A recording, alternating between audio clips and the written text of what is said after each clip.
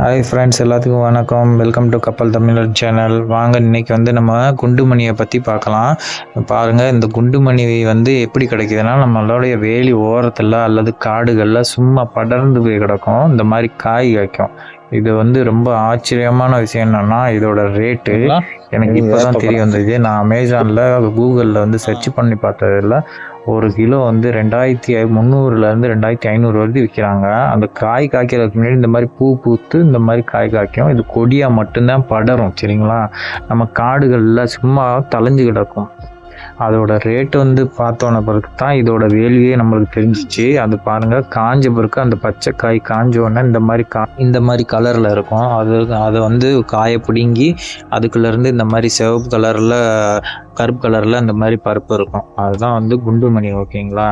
இது நம்ம கூகுளில் சர்ச் பண்ணி பார்த்ததில் இதில் நிறைய மருத்துவ குணங்கள் இருக்குது. பிறகு இதில் நச்சுத்தன்மை உடையது அப்படின்ற மாதிரி சொல்லியிருக்கு. அது நம்மளுக்கு அந்த விவரங்கள் ஃபுல்லாக தெரியலை எப்படின்றது.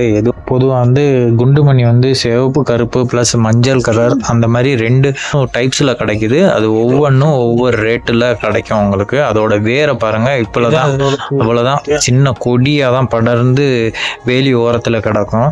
நம்மளுக்கு இது தெரியாமல் இருந்தது இவ்வளோ நாளாக. நான் அதை வெட்டி விட்டேன் ஒரு 2-3 வாரத்துக்கு முன்னாடி. அதுதான் காஞ்சி போயிருக்கு பார்த்தீங்களா செடி. அந்த செடி அதுதான். ரேட்டை பார்த்தோன்னே தான் நம்மளுக்கே ஓஹோ, இதோட வேல்யூவே தெரியுது, அந்த குண்டுமணியோட வேல்யூ. நான் கூகுள் சர்ச் பண்ணதில் இது நச்சுத்தன்மை உடையதுன்னு வேற போட்டிருக்கு. அதனுடைய செடி இப்படி தோல் பிரச்சனைகளுக்கு நல்லது, வயிற்று பிரச்சனைகளுக்கு நல்லதுன்னு போட்டிருக்கு. பாரம்பரிய மருத்துவத்தில் பயன்படுத்துவாங்கன்னு போட்டிருக்கு.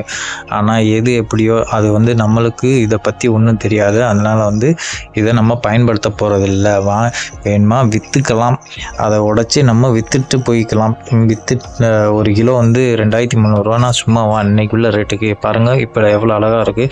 ஏதாவது ஒரு பொம்மை செஞ்சால் அதில் நடுவில் கண்ணுக்கு யூஸ் பண்ணலாம் போல தெரியுது. அந்த மாதிரி நல்லா பாலிஷே போட வேணாங்க, அந்த அளவுக்கு பாலிஷ் போட்டு சூப்பராக இருக்குது. இது ஒரு தாவரத்துலேருந்து வரக்கூடிய மாதிரி தெரியாது.